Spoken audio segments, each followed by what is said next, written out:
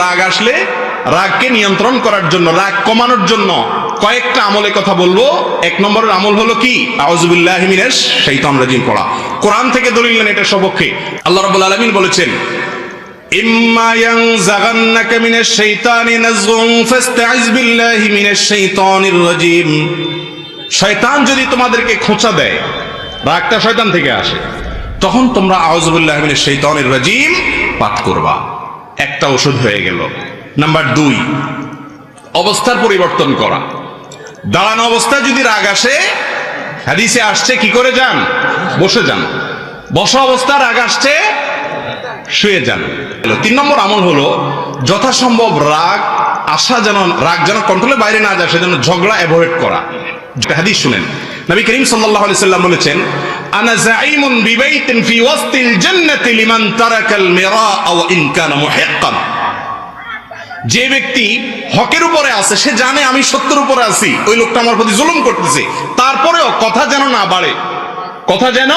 না বাড়ে, পরিস্থিতি যাতে অবনতি না হয়, সেজন্য সে মুখে কুলুপ দিয়ে নিজেকে কন্ট্রোল করে বসায় রাখলো। ঠিক আছে ভাই, তোরটাই ঠিক আছে, মেনে নিল।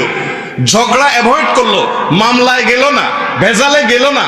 এই ব্যক্তি সম্পর্কে নবীজি বলেছেন, এই ধৈর্য ধারণ করার কারণে আল্লাহ রাব্বুল আলামিন তার জন্য জান্নাতের মাঝখানে, নবী করিম সাল্লাল্লাহু আলাইহি সাল্লাম বলেছেন, আমি আল্লাহর কাছ থেকে তার জন্য জান্নাতের সেন্টার পয়েন্টে একটি প্রাসাদের দায়িত্ব নিলাম। 4 নম্বর আমল হলো ওযু করা। 4 নম্বর আমল কি রে ভাই? ওযু করা। নবী করিম সাল্লাল্লাহু আলাইহি সাল্লাম বলেছেন, ইন্নামাল গাযাবু মিনান নারি ওয়াশ শাইতান। রাগ এটা আগুন থেকে আসে।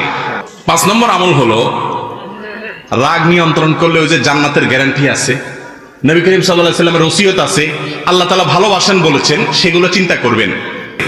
ওয়াল কাযিমিনাল গায়জ।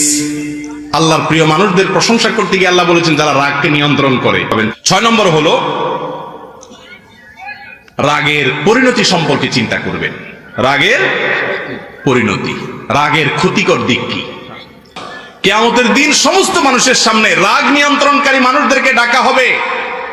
যারা নিজেদের রাগকে বিভিন্ন সময় নিয়ন্ত্রণ করতে পারছো, বীরত্ব দেখাইতে পারছো, আসো। আল্লাহ তাআলা নিজের হাতে তাদেরকে বিশেষভাবে পুরস্কৃত করবেন।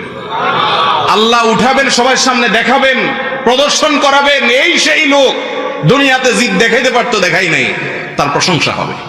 আল্লাহ তাআলা আমাকে, আপনাকে, আমাদের সবাইকে আমাদের রাগগুলোকে সংবরণ করার, কন্ট্রোল করার, নিয়ন্ত্রণ করার তৌফিক দান করুন।